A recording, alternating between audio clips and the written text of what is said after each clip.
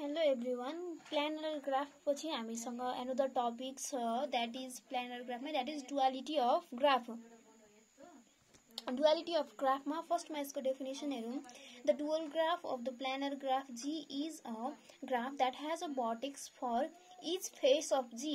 Each face of G भनेको each region of G भनेको every region मा चाहिँ एउटा point हामीले pointing गरिन्छ and त्यो point को बेसमा चाहिँ हामीले जुन त्यो point मा जुन एउटा रिजन मा चाहिँ vertex point out गरिन्छ त्यही चाहिँ हाम्रो के भयो vertex for each face of G भनेको.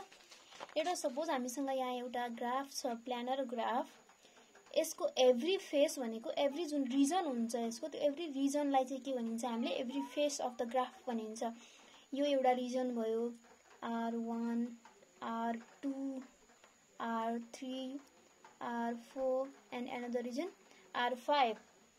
यो एभ्री रिजन मा चाहिँ एउटा भर्टेक्स हामीले चाहिँ हुन्छ हाम्रो डुअलिटी अफ ग्राफमा भनेको डुअल ग्राफ हामीले जुन फर्म गरिन्छ त्यसमा चाहिँ हाम्रो के हुन्छ एभ्री फेसको लागि एउटा भर्टेक्स हुन्छ. अब कसरी हुन्छ प्रोसिड्युर हेरौँ हामी फर्स्टमा if two regions Fi and Fj are adjacent having a common edge, draw a line joining points Pi and Pj that intersect the common edge between Fi and Fj.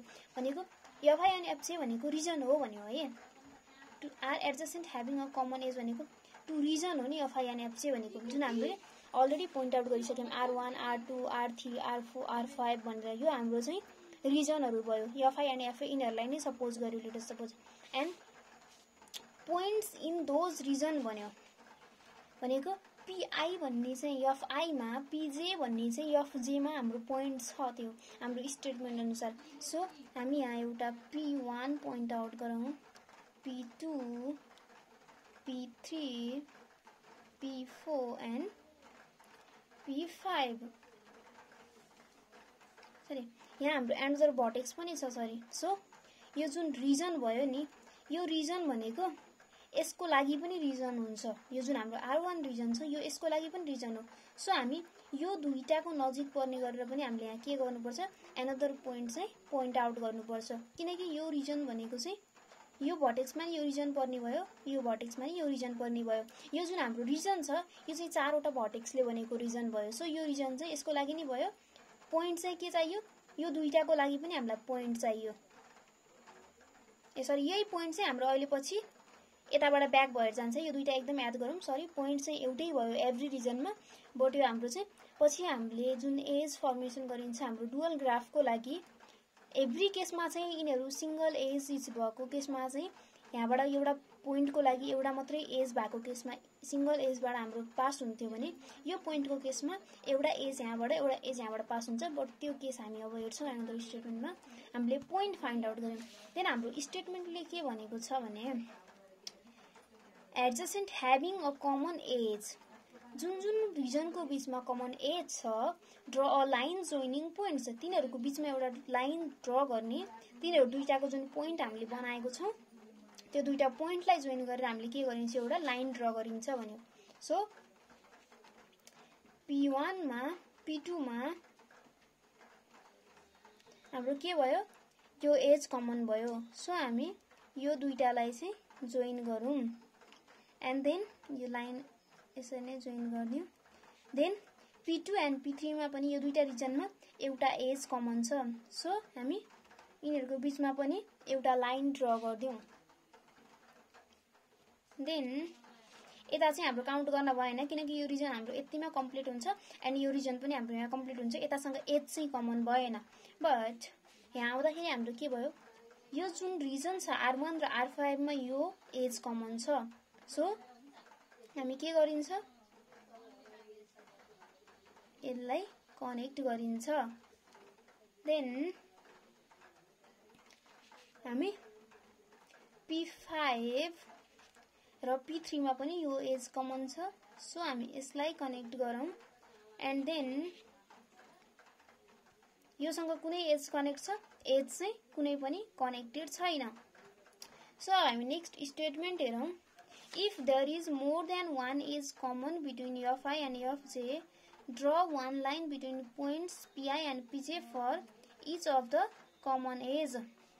भनेको जतिवटासँग common छ यो यता पनि common हुन्थ्यो भने यता पनि यो p1 र यताको एजमा पनि भनेको यो p1 चाहिँ दुईटा रिजनसँग चाहिँ हाम्रो के भयो, दुईटा रिजनसँग भयो नि। सो हामीले दुईटा एज चाहिँ फाइन्ड आउट गर्यौं।